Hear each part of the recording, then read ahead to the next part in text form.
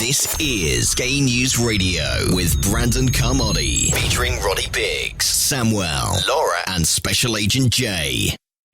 You're listening to Gay News Radio. I'm Brandon Carmody. We're here with a mini panel today. Let's go around and introduce ourselves. First, we have Scott Fullerton, the host of the Left of Straight podcast. Scott, welcome to Gay News Radio. Thank you, Brandon. How are you doing tonight? I'm good. Why don't you tell our listeners a little bit about yourself, a little bit about your podcast? Sure. My name is Scott Fullerton. Like Brandon said, I live in Northeast Ohio. I've been having my podcast called the Left of Straight podcast up and running for about 10, 11 weeks now. It's a 2-hour show that runs every Tuesday evening from 5 to 7 p.m. Eastern Time, and I do celebrity guest interviews. That's great. Who are some of the folks that have been on your show?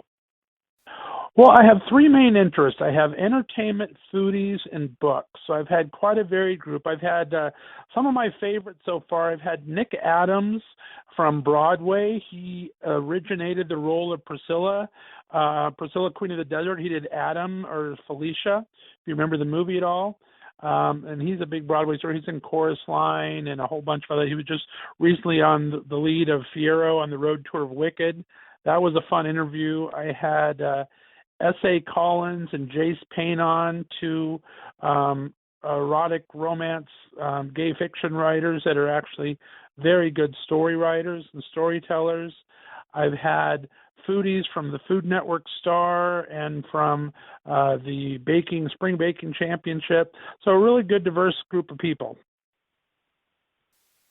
All right, now that's really cool, and I liked Del Shores as well. That was a very notable guest that you had on there from Sordid Lives.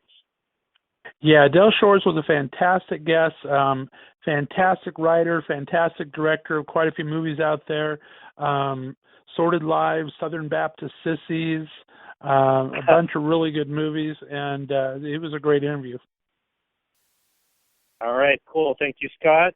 Roddy Biggs is a Gay News contributor, back from multiple appearances. Roddy, how are you doing, and what are you working on lately?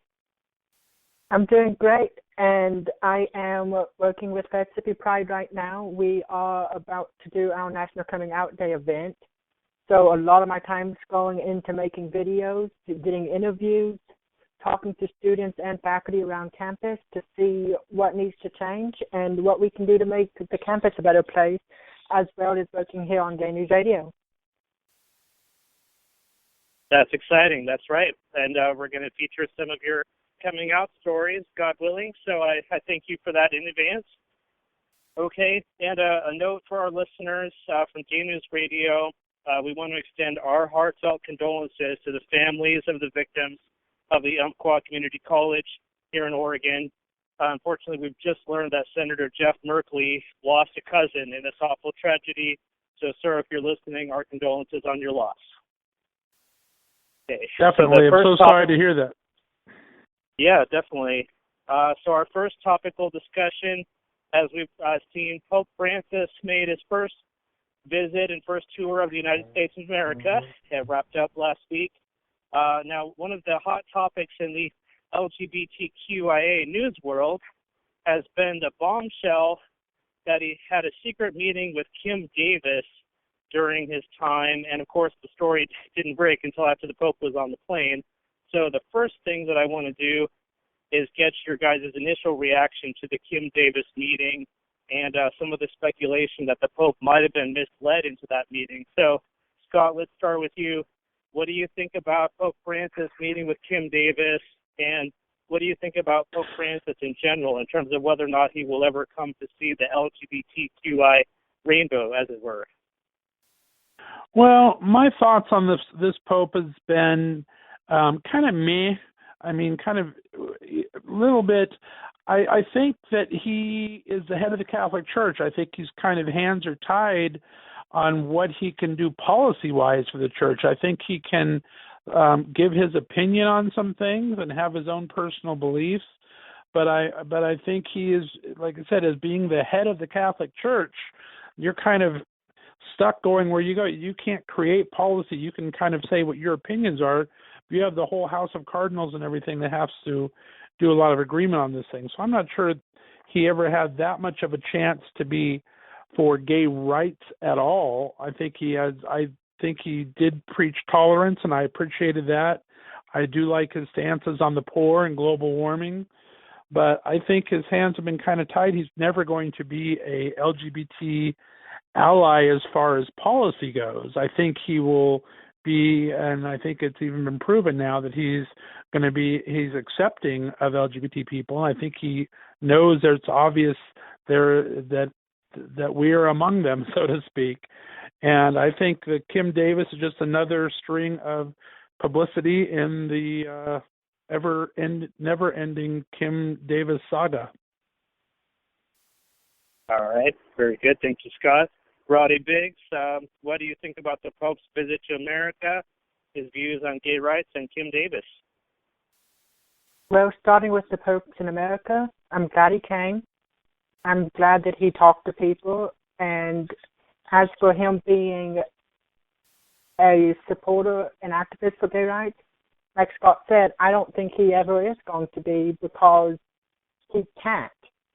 Because he does have so many people telling him what to do and here's how you do things. The only thing that bothers me about him is every single issue in the world he has an opinion on. But as soon as it comes to gay marriage or same-sex couples or whatever, he never gives you his opinion. But at the same time, he will stand there and say that divorce is now good in the Catholic Church, when for thousands of years, divorce has been the most sinful thing you can do in the Catholic Church, and you're not even allowed to get communion. But suddenly, that's not a big deal anymore, and you can be pardoned and still get communion. But he can't say a thing on same-sex couples. So there's just something not right. So someone higher up is telling him what to do. Kim Davis, there's just so much you could say, and she just needs to do her job. That's all there is to it. Do her job or quit.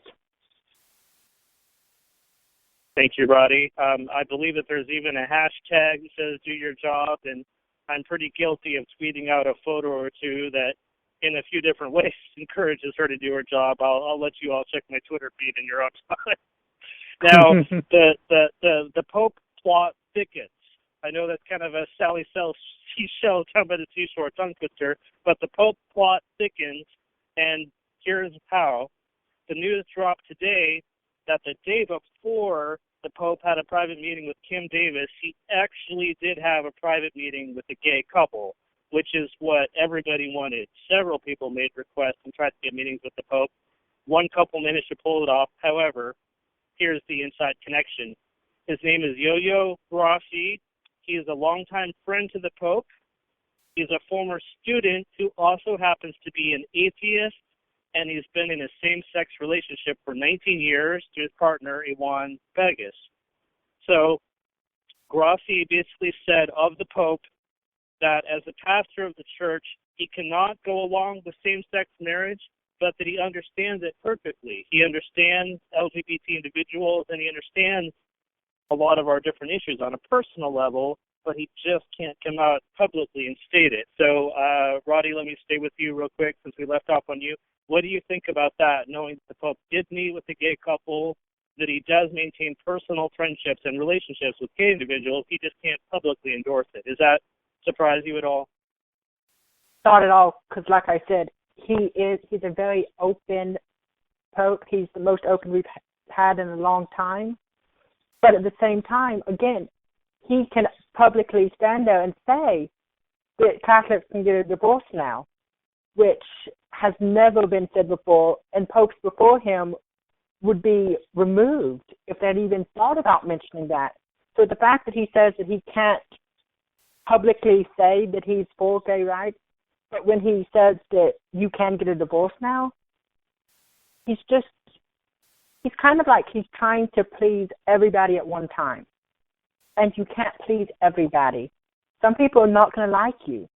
And he's just got to figure that out for himself, accept that, and say what he actually wants to say. And if the church doesn't like it, people will leave and move on, and more people will probably agree with him than disagree with him.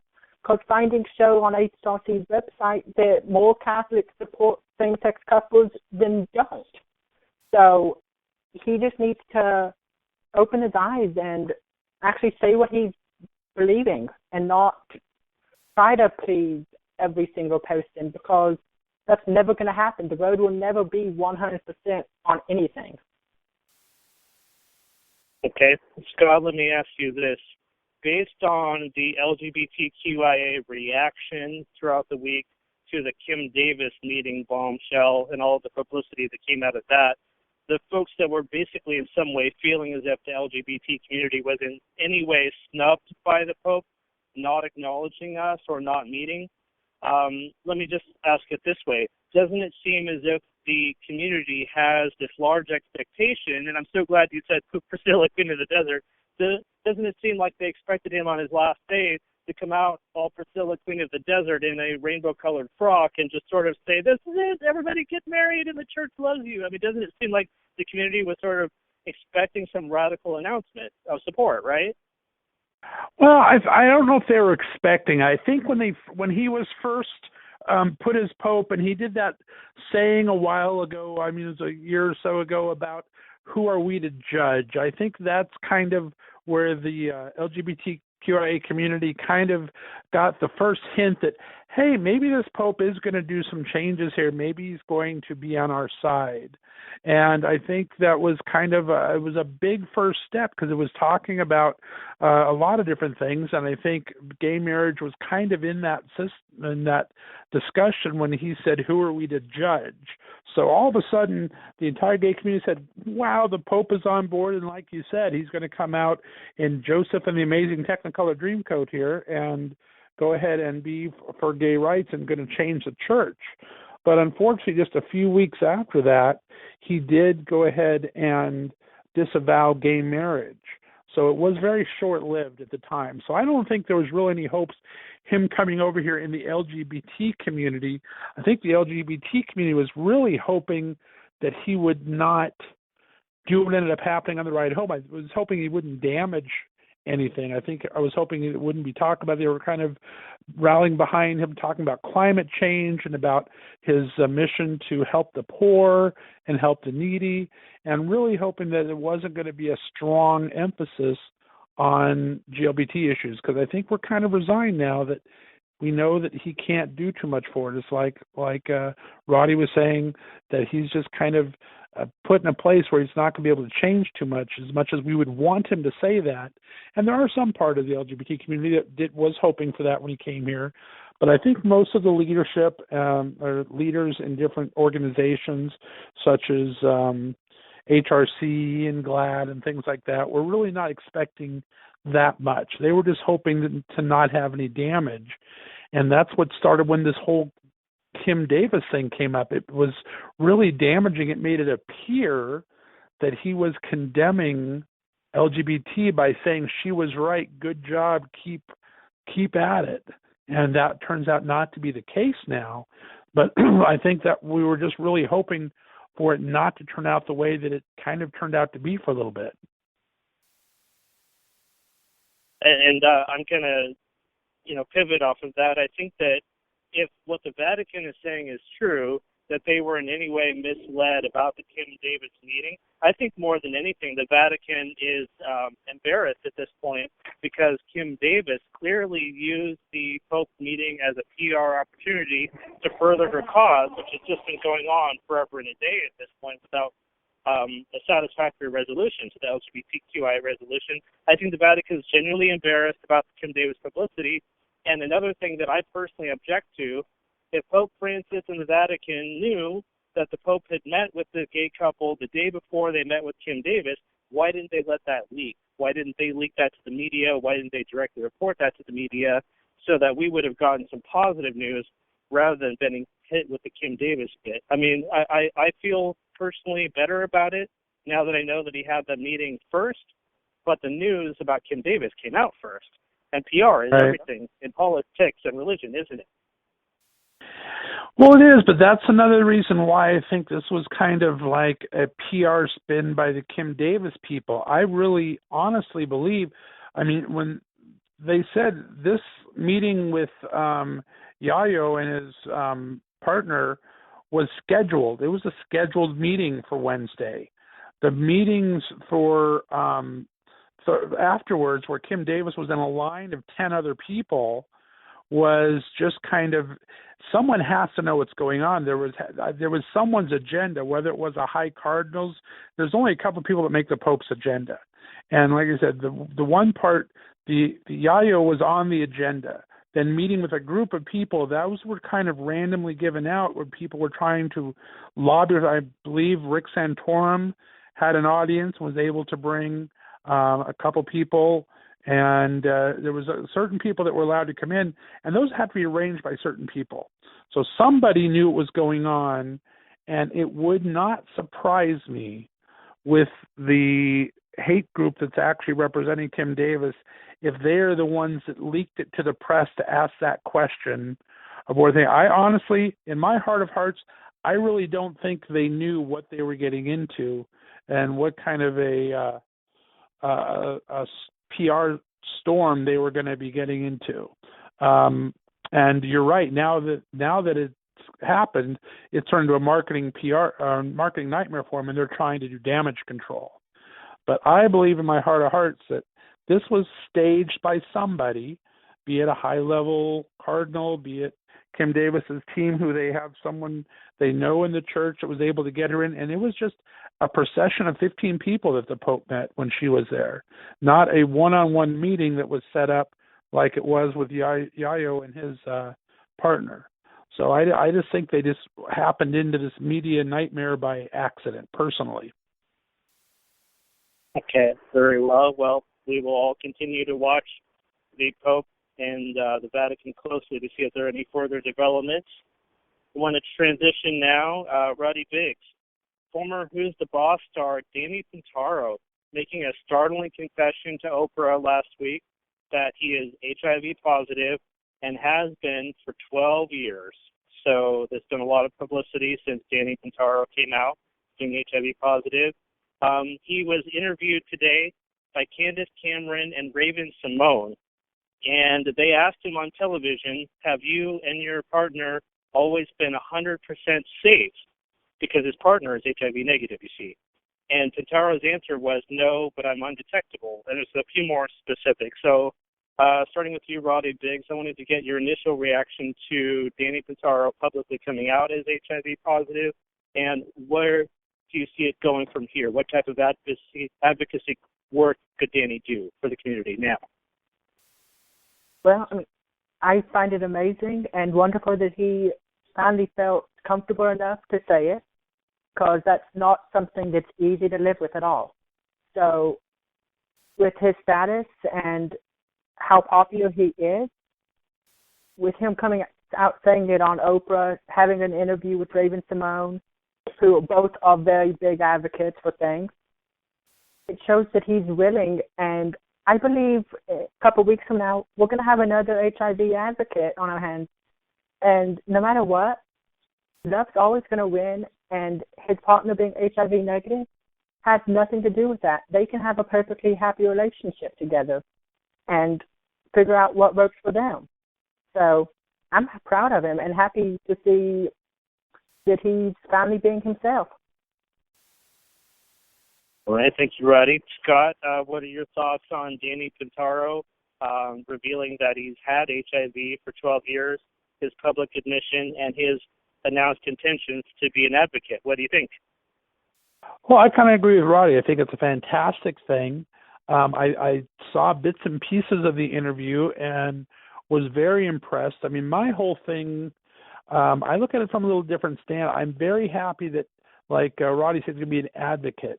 I think he was getting a lot of flack for supposedly coming out to get publicity again, and because he's a kind of a former child star and hasn't been in too much, a lot of people were putting this as a publicity stunt. But I don't believe that at all. I think Oprah called him for where he was now, and he decided to bring this out to bring advocacy back again, because like he said during the interview, HIV and AIDS is just not talked about anymore, and HIV is still a very prevalent thing in our society that is very manageable now, that can is not the death sentence it once was. And I think it's fantastic for him to bring it up. You want to talk about the 12 years? I mean, I think that's a very personal thing to do, and I think that was great to do it. I don't think we ask anyone that has syphilis or chlamydia or something for 12 years, why did you hide that for 12 years? There's no stigma behind, there is stigma behind all STDs, and why HIV is singled out among others, that it's, oh my gosh, you kept a secret. As long as you are honest with your partner, and like Roddy said, it's very safe now to be with partners. There's so much more known about the virus now. As long as you're being honest with your partners and your families and your inner circle, it shouldn't have to go out to the entire world unless you're doing what I think he's going to do, like Roddy said, and become a new advocate and get this talked about again, because it should still be talked about, I think. That's right. And wouldn't we all agree when it comes to the interpersonal, and can't believe they went there on television, and I'm sure that Raven, Simone, and Candace Cameron approached it delicately, but when it comes to talking about having sex with your non-HIV positive partner, that really is a personal decision between the two of them. And like you said, as long as your HIV status has been disclosed and your partner makes informed decisions and makes that decision for themselves, that's really a personal matter between them, isn't it? Absolutely. Exactly. Okay, so Pintaro, Danny Pintaro has been invited to come on Gay News Radio. So Danny, if you're tuning in, we support you. We appreciate your courage in coming out in such a public way and the advocacy work. Now, he says that he is taking time off from his job. He's leaving his regular job to go on a one-year mission to spread the word about the dangers of crystal meth and HIV. So, Danny Pintaro, we wish you the best of luck. We will continue to follow this. Scott, you had mentioned that there is a network TV storyline about PrEP. What can you tell us about that? Well, exactly. And that's kind of one of the things leading to what we were just talking about when we were talking about how it's a lot safer now for couples where one may be HIV positive and one may not. There's been for the last couple of years, there's been a trial on the drug Truvada, which is also commonly known as PrEP, P-R-E-P. And it is, what it does is the person who is not HIV positive takes PrEP, and that builds up their immune system, so it creates a barrier around their T cells, so HIV cells cannot attach to the T cells. And it's been only 2 years, but the trial in 2 years, every month, there's been so far, no side complications, no anything. So it really has been 100% successful in making sure that HIV has not been passed from one person to the other. So it's been a real big thing that's happening the last 2 years. It's only been starting to be talked about for the last 6 months or so, and it's actually very controversial in some ways because a lot of people are using it to say they do not need condoms anymore, which is a whole nother discussion. But the biggest thing but PrEP is starting to be talked about and was really exciting. Last week, all the TV shows are coming back on this season, and one of the biggest shows out there is How to Get Away with Murder, and it's one that I particularly like, and it's very popular, made by Shonda Rhimes. It's on Thursday nights on ABC, and last season it had a very sexually active gay character front and center the entire season, and he kind of had an on-again, off-again with a boyfriend, but was dallying around with other people. And at the very end of last season, his boyfriend, Oliver, disclosed he had HIV. Disclosed he had HIV. And that's where the season ended. It's kind of a shocking thing. So the opening up in the very first episode this season, one of the scenes is those two together, and very, very graphic. It's always been very graphic, not in a bad way, but very graphic sexualization. And so this character came out, the lawyer came out ready to play around a bit, and the HIV partner said, no, we can't do that. I don't want to infect you. And the guy said, but I'm on PrEP. And the other guy said, yeah, but it's only been one day. You haven't waited your 2 weeks yet. So not only did it introduce the drug into the conversation in primetime network television on a very highly rated series, it also even gave a little bit of education on how you need to be taking it for 14 days before it's effective and so on. And they've been guiding the storyline with it. And there was another episode that addressed it last week. And it's been handled very, very well on network TV. So that was kind of a big step. Yeah, wow, that's really progressive. Thank you, Scott. Roddy, have you heard of the Truvada or PrEP drug trials, and do you have any comment on the study? Well, I'd have to start out by saying that I've watched How to Get Away with Murder since day one. They've always been very progressive, just like every other show ABC does.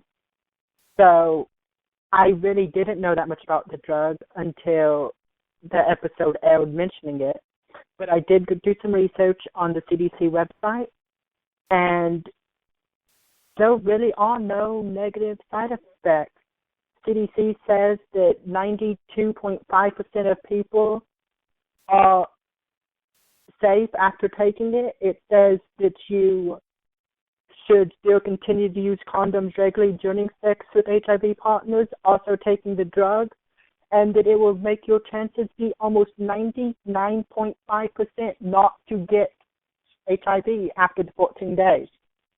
So, honestly, this is one more thing that's great for the community, and I don't see any negative side effects of it. So, yeah. All right, awesome. Thanks, guys. I'm not that familiar with it, but I will do some research. Appreciate that.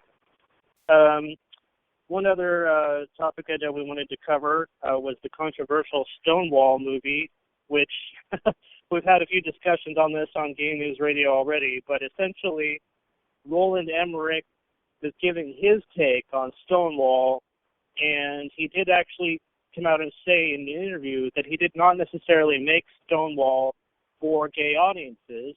Of course, what has Roland Emmerich done? His movies usually blow everything up, everything from Independence Day to The Day After Tomorrow. So he's into blockbusters, right? He's into mega ticket sales. So he's basically trying to do a crossover film about Stonewall that would appeal to the straight white community. So that's why he invented the lead character of Danny and surrounded Danny by trans women of color. So the first question I'm going to pose to both of you is, how do you feel about him telling the story of Stonewall using fictional characters and putting the trans women of color in the background? Let me start with you, Roddy. Well, first of all, if you're going to tell a story like that, tell the story. Don't beat around the bush. Don't whitewash it. Don't change the story. It was such a powerful movement and such a vital part of LGBT history. You don't see the people changing Civil War movies and making it be different characters and different figures. They do it true to the story. So if you're going to do something that way, do it true. And I was looking at the ratings of it, and it absolutely bombed. In 129 theaters, they literally, each theater had about $171 opening week. So the film took $17 million to make. They made $112,000 for a $17 million movie. So he made a huge mistake, and it's going to reflect his career, I have a feeling. Scott, do you feel that the LGBTQI population was quite burned, quite upset by the replacement of true-to-life trans women of color with fictional Danny from the South? I definitely think that anyone that lived through that is definitely going to be offended. And there was a big controversy for the last couple of weeks on this before it was even debuted last week. I think a lot of people were talking about it, that they were afraid this is what was going to happen. And exactly like Roddy said, I think it is a shame. I mean, I wish if you're going to do that, if you're going to make your movie for your audience that you would like to get shown, then you don't want to use the title Stonewall. You want to do some other kind of title that doesn't make. If I'm going to a movie called Stonewall, I want to hear about what happened at Stonewall, and that's just not what happened. It's kind of been dramatized. And if I wanted a dramatized movie, I think this movie is not advertised as a dramatized movie. But now everyone knows it is, and it is now. But I think it's got a lot of blowback. Like Roddy said, it was only opened on 129 theaters, so it opened very small.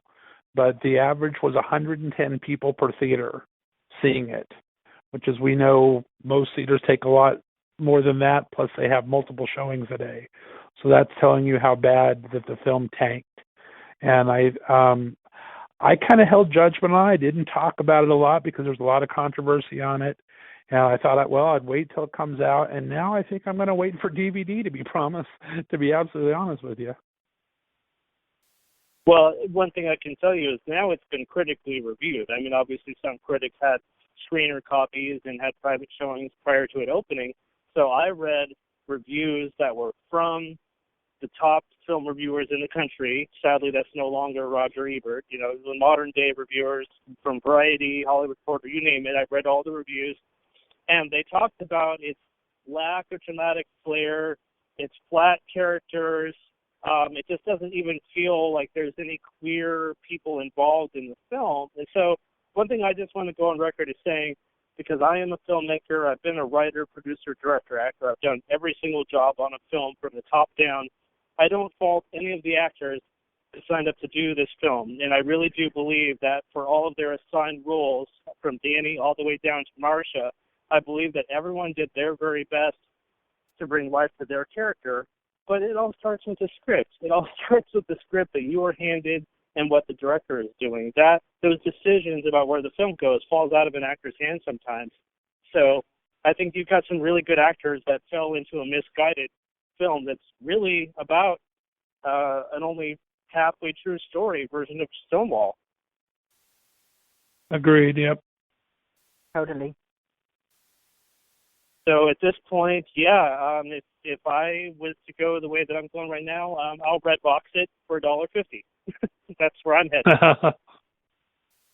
I personally probably won't even watch it because it's not accurate at all, and those better movies on Stonewall out there to have the two stories, so I'm just going to continue watching those like I have.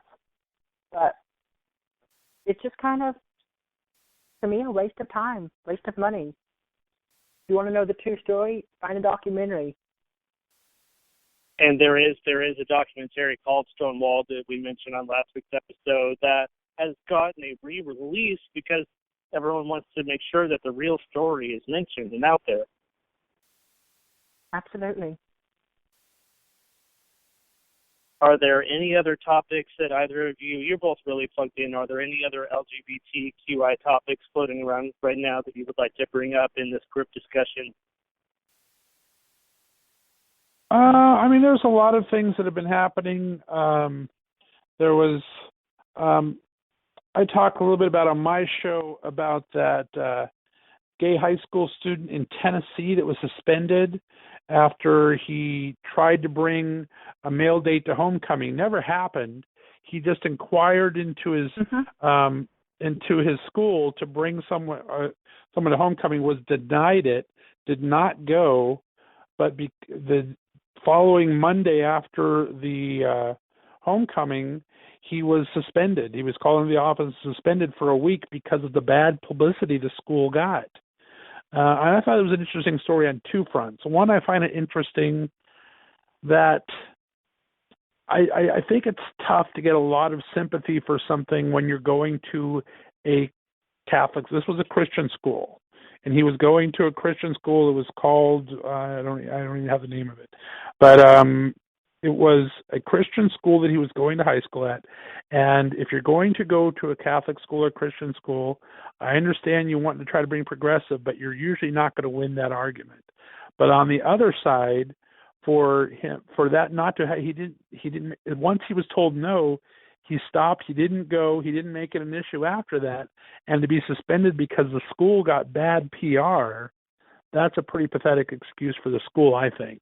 So that was a little bit that was on my radar this week. Roddy, you're pretty plugged in with Tennessee and the TEP. Do you have any comment about that story?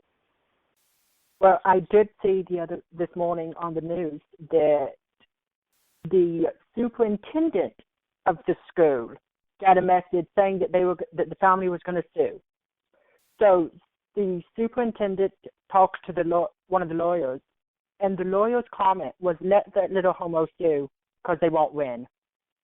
And that's coming from a state legislative, and they're saying to let them sue and calling them a homo on air. So clearly things are going to get worse before they get better. And honestly, I see the school winning, which is not what we want. But it's a Christian school, and they're going to probably come out on top. I think that's amazing. I think in our continued struggle as a people, and I literally do consider the LGBTQI group as a whole to still be a marginalized part of society. Yes, we won marriage equality at the Supreme Court, which is an incredible leaps and bounds, pulling us years ahead. But a lot of people are saying that was 10 or 20 years overdue, that we should have been there long ago, and that right now we should be tackling ENDA, the employment discrimination, and pass the Equality Act. So I wanted to hit on that while I have you guys here. First, let me ask you about ENDA, employment non-discrimination. What do you think about ENDA, and does it have a chance of still passing in this current congressional body? Yeah. Roddy, you want to answer? Go ahead. Sadly, I think it does have a chance of passing because it's been proposed several times, and with the way the nation's going right now, there was a lot of controversy, and a lot of people are really upset that same-sex marriage did pass, and they think, well, they got married, what else do they want? So people are looking at it as like another gay agenda item, which it's not. It's human equality, it's human rights. For people, too, it's not like we're trying to tell you that you can't get married. You've been able to get married for years. We just want the same privileges to do everyone else wants. If I want to get married to someone, I deserve the right to be as unhappy as the next person. If I want to do something, it's not like we're trying to do stuff that straight couples haven't done for years. We just want to be treated equally. It's just like the civil rights movement. We're literally going backwards in history. It's just the fact that it's gays and not people of color. It's the exact same stories with different topics. Right, I agree. I'm sorry. If you were a betting man, what would you bet first? The Equality Act or ENDA? Which one makes it to the gate first?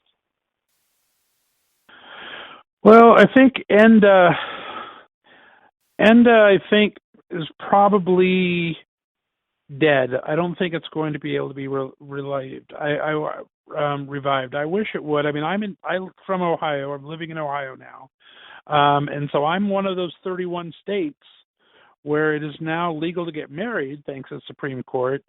But the next day, if I went and put up the picture of me and my husband, it is legal in my state to be fired for being gay, and they could say, well, sorry, and I have no course of action because there is no rights, which is what ENDA does. ENDA fights discrimination in housing, job, and so forth.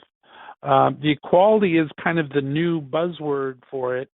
I'm not sure. I think that it might get a little more traction than ENDA. I think ENDA's been trying for so long and been turned down for so long that they may give up the fight on that and go to the equality bill. And we'll see what happens. Like I said, it's one of those 31 states that don't have those rights. I really want to see it happening. Yeah. And when you were conversing with the different folks that you both know in the LGBTQI community, are the current issues that folks bring to you pretty consistent? I mean, now that we have marriage equality, are people concerned about protections and hate crime laws? I mean, what are the concerns that you hear the most from the different personal friends and colleagues you have in the community? What do they talk about? Well, I can say from like the campus style and campus side of it, people come up to me all the time and they're like, so what do I do if this happens on campus? Who can I go to? Who can I talk to?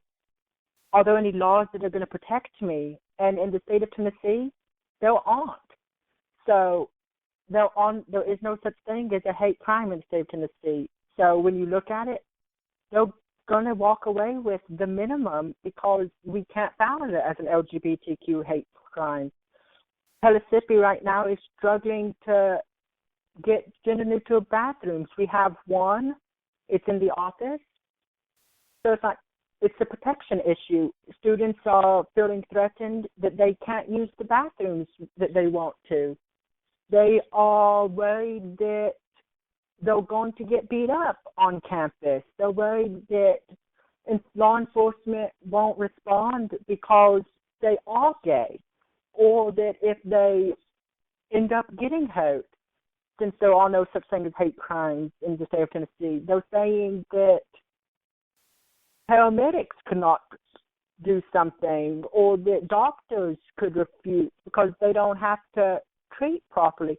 One of my good friends was fired from his job the other day because he put a picture of his boyfriend on his desk, and his boss saw it, called him into the office, and said the company was downsizing.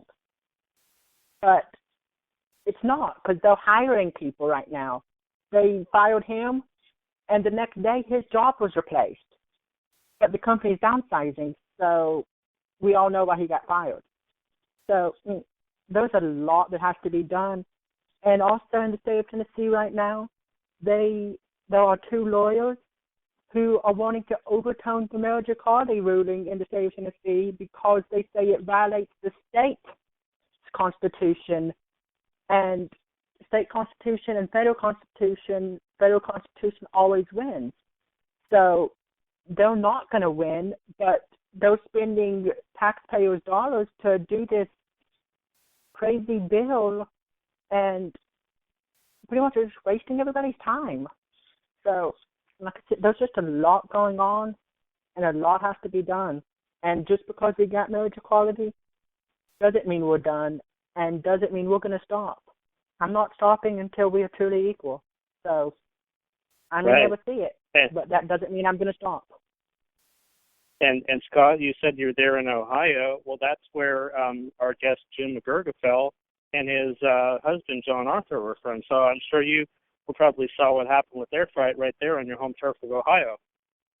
Oh, yeah, very much so. In fact, my very first show that I did was on July 1st, I believe, which was just a couple days after the thing. And I had one of my good friends was another plaintiff in the case, Kelly McCracken.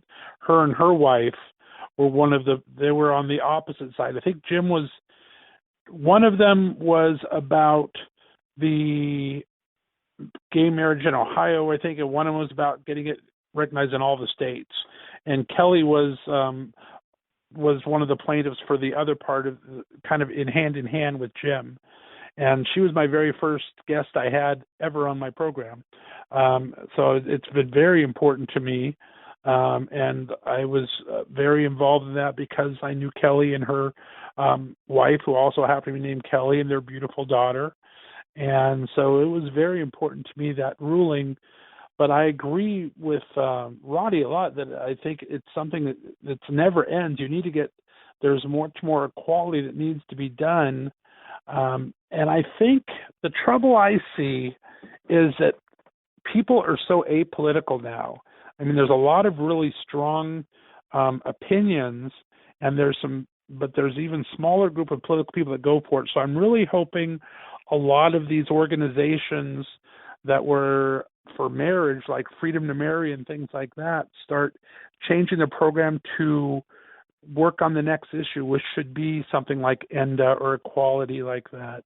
I'm honestly seeing in our area now a lot more talk on transgender issues and the equality of transgender than I am on ENDA, which I think they're both equally important.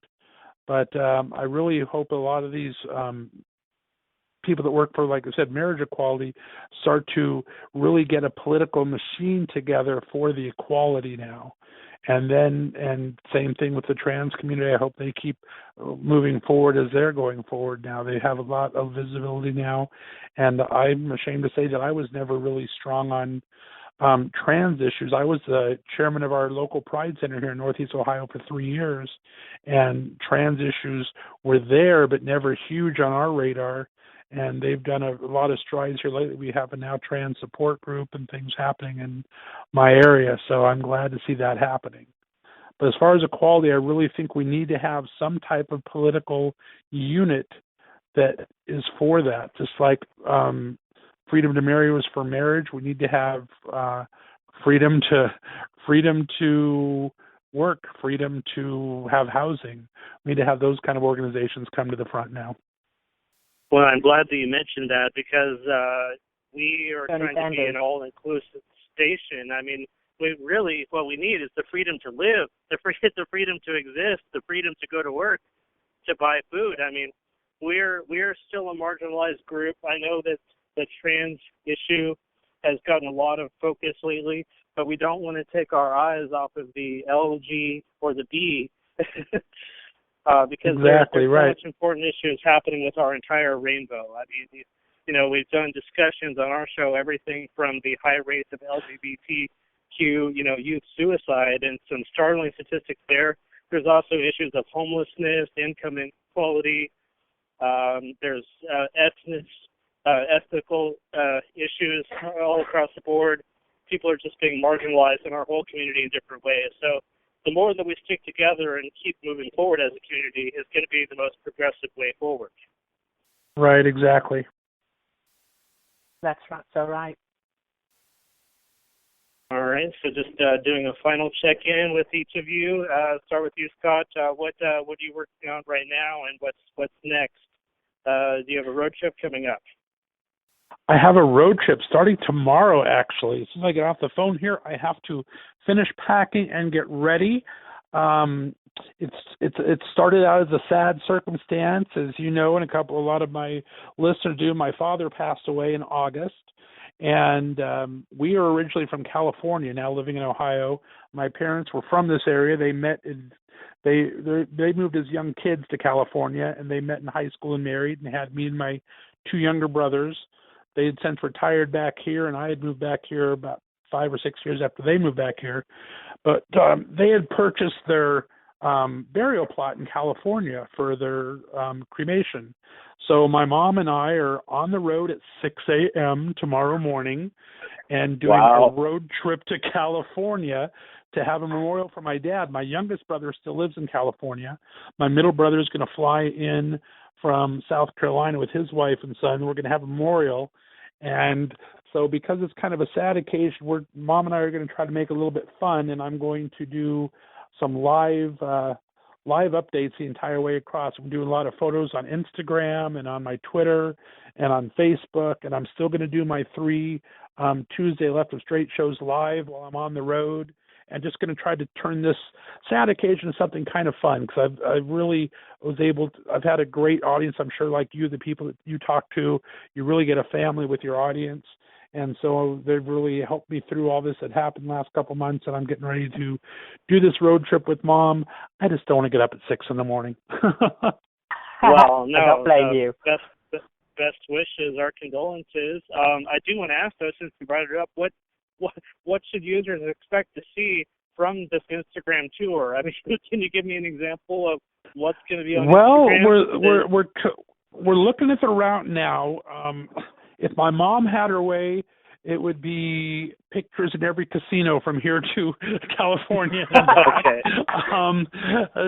If I have my way, we'll find the stupid things like the biggest ball of yarn and the things like that. So we're going to have some fun different days. We're taking Highway 80 from Northeast Ohio. That's going to take us through Chicago and Illinois, through Des Moines, Iowa, into Denver, Colorado, down to Las Vegas, down to California.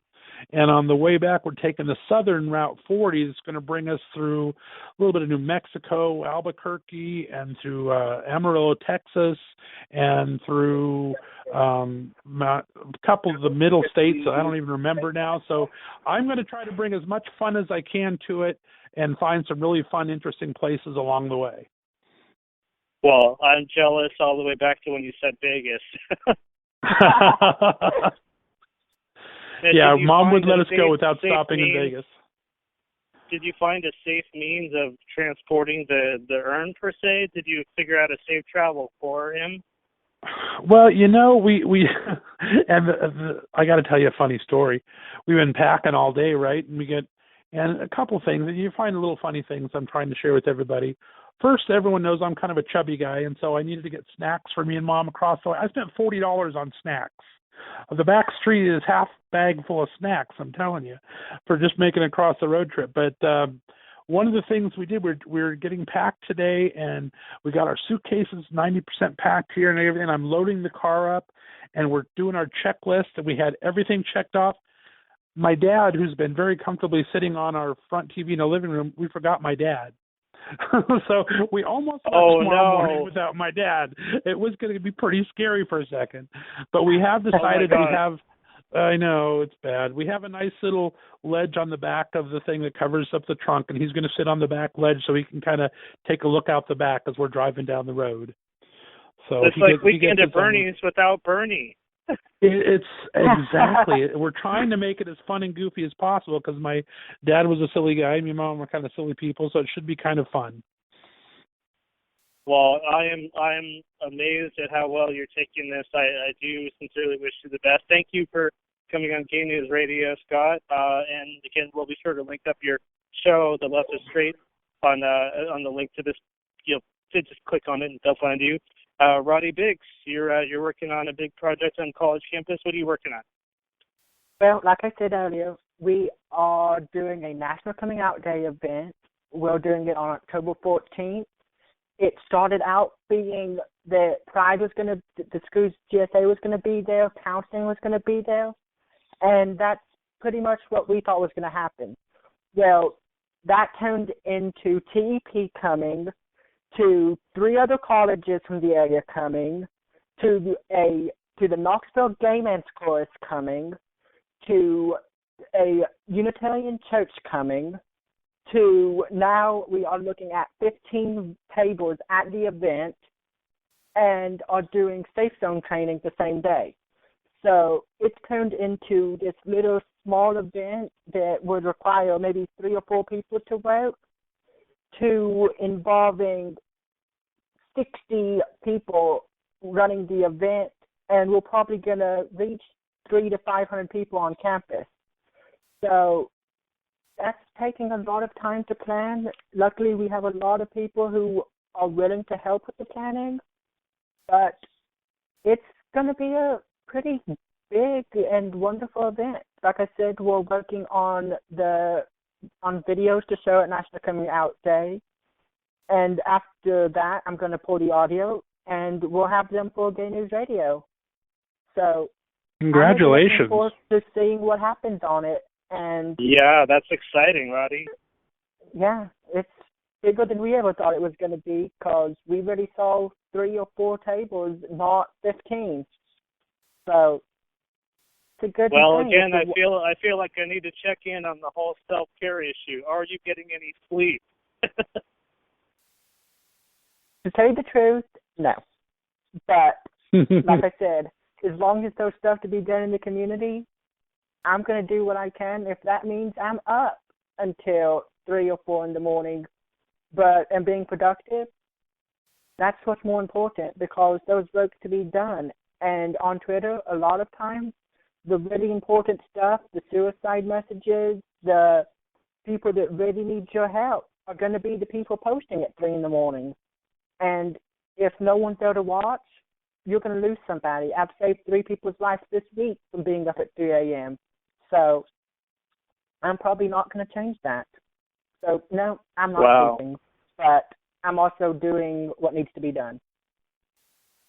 Well, sure, and I'm so glad to hear that you were there when someone needed you. Sometimes it really just takes someone to be there and listen to save a life, doesn't it? It does.